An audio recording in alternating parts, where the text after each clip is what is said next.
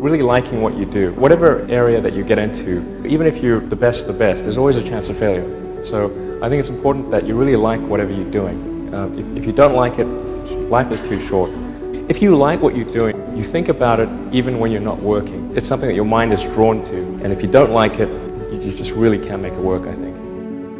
Sleep is really great. I find if I don't get enough sleep, then I'm quite grumpy. And also, like, I try to sort of figure out what's the right amount of sleep, because I found I could have drop below a certain threshold of sleep, and although I'd be awake more hours and I could sustain it, I would get less done because mental acuity would be affected. So I found generally the right number for me is around 6 to 6.5 hours on average per night. Tesla really faced a severe threat of death due to the Model 3 production ramp. Essentially, the company was bleeding money like crazy, and if we didn't solve these problems in a very short period of time, we would die. And it was extremely difficult to solve them. Within single-digit weeks. 22 hours a day? Like how many hours? I was working, so 7 days a week, sleeping in the factory, worked in the paint shop, general assembly, body shop. You ever worry about yourself imploding? Like it's just too much? Absolutely. No one should put this many hours into work. This is not good. And people should not work this hard. They should not do this. This is very painful. Painful in what sense? It hurts my brain and my heart.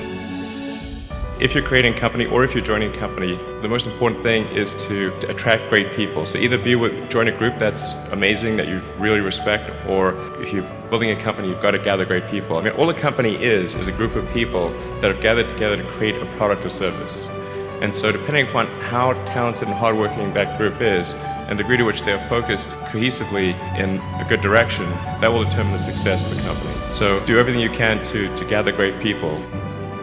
I think certainly being focused on something that you're confident will have high value to someone else, and just being really rigorous in making that assessment, because natural human tendency is wishful thinking. Mm-hmm. So a challenge for entrepreneurs is to say, well, what's the difference between really believing in your ideals and sticking to them versus pursuing some unrealistic dream that doesn't actually have merit? And that is a really difficult thing to tell you. Can you tell the difference between those two things? So you need to be sort of very rigorous in your self-analysis. I think certainly extremely tenacious, and then just work like hell. I mean, you just have to put in, 80 to 100 hour every week.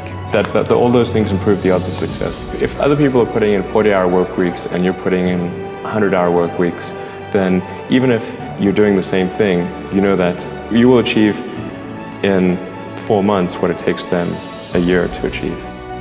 I read a lot of books and talked to lots of people. I didn't have any one person who was a mentor, but I always look for feedback from people around me, and feedback from an historical context, which is books basically.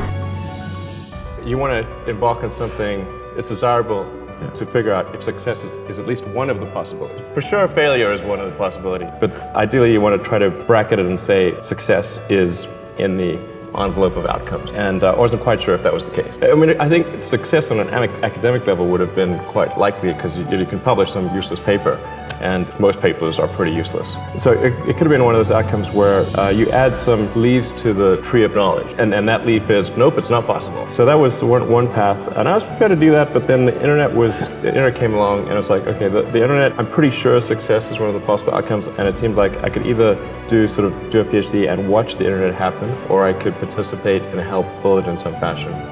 Like, I just couldn't stand the idea of watching it happen. So so I decided to put things on hold and start an internet company, and that was kind of we worked on internet like publishing software, maps and directions, Yellow Pages, kind of things. I don't really compare myself to anyone. I mean, there's certain people that I admire from history that I think are great. Many of the scientists and engineers and literary figures and so forth. And I'm a big fan of Ben Franklin. Who's a scientist and sort of thinker, and I mean, he was the kind of guy who did what needed to be done. So like guys like that, I wouldn't say I compare myself in any way, but I certainly admire them.